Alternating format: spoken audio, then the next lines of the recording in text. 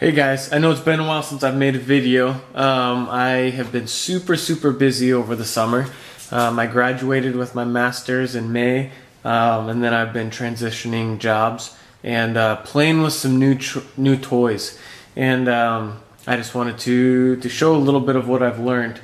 This past May, my wife bought me a reloading press, and I was so excited to get started, but I had no idea the amount of work that was going to be involved, and I found myself completing one step only to find out that I didn't have the right tool to complete the next step. And one of those steps that have really been getting me caught up is processing the brass. I had no idea how much time goes into processing your brass. So I just wanted to make a video and run through this step by step for you guys. Hopefully people will learn a little bit.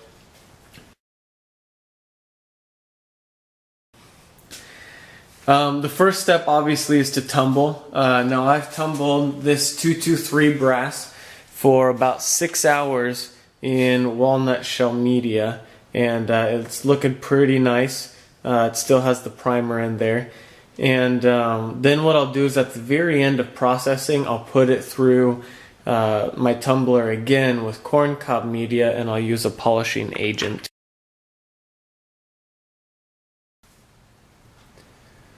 Once you fired your brass, the brass actually expands, and you can see here that the mouth of the brass is actually too wide for this bullet to fit into, and it just will fall right through.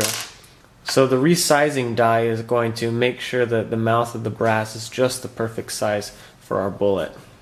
And of course, it'll take care of any sort of misshapen brass as well. Now before you can size the brass, resize it, and decap it, you have to first lube the casings. Otherwise they'll get stuck in your dies. And I'm using a Hornady one-shot case lube, and I'm just going to spray through and make sure you get all the sides of the brass.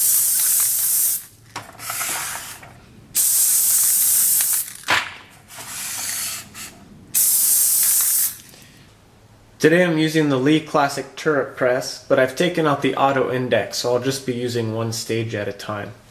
You'll see that we'll take this brass with the misshapen mouth, and we're just going to stick it right through here, put it up into the resizing die,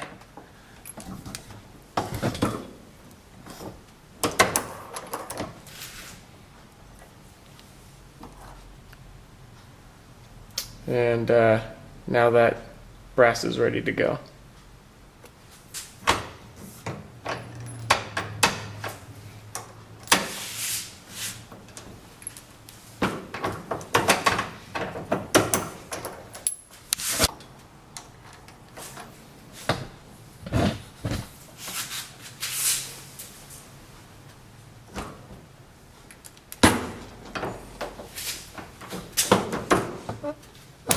Now that we've resized the brass, you'll notice that the bullet does not fall into the casing. However, we do have one small problem. Many of our casings are going to be too long after we've resized the brass. So now you have to go through and measure each of your pieces of brass to make sure that it does not exceed 1.76 inches. This one is 1.764, and it will need to be trimmed. One thing that I've noticed is that 5.56 brass is more frequently longer than 223 brass, and I almost always have to trim my 5.56. To trim my brass, I use a drill, a case length gauge, a shell holder, lock stud, and case trimmer. This case length gauge makes sure that each case is the exact same length and that it comes under 1.76 inches. So you put the shell in the shell holder, and then you put the case length gauge in the shell, and then these blades, as I turn the drill, is going to trim off just a little bit of the casing.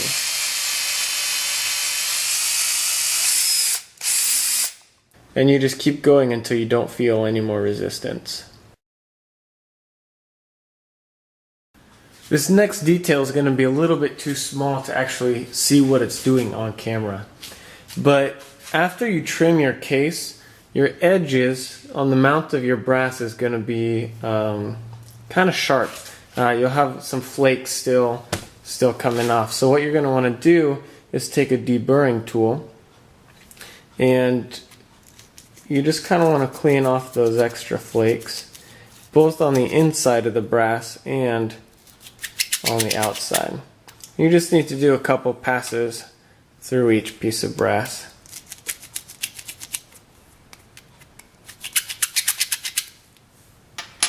Now obviously, if you did not trim your brass, you can skip this step.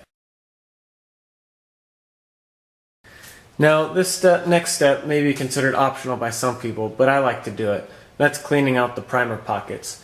This is a Lee pocket primer, and it has one side for large pockets, one side for small. You take your piece of brass and you put the cleaner inside of it and take a couple passes through, and that's just getting out any dirt or any extra gunpowder that's in there, and makes it more uniform. It can also make it easier to get your primers into the pocket. One thing to remember if you're processing 556 brass is that you have to take out the crimp from the primer pocket. There are a lot of different ways to do this.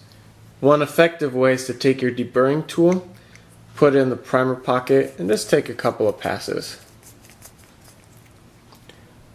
That's going to make it so that there's enough room in the primer pocket to place your new primer.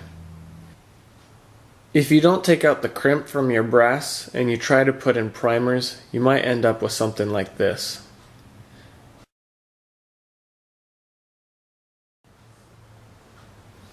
And now at this point, what I like to do is put it in my tumbler for another hour or so with a polishing agent.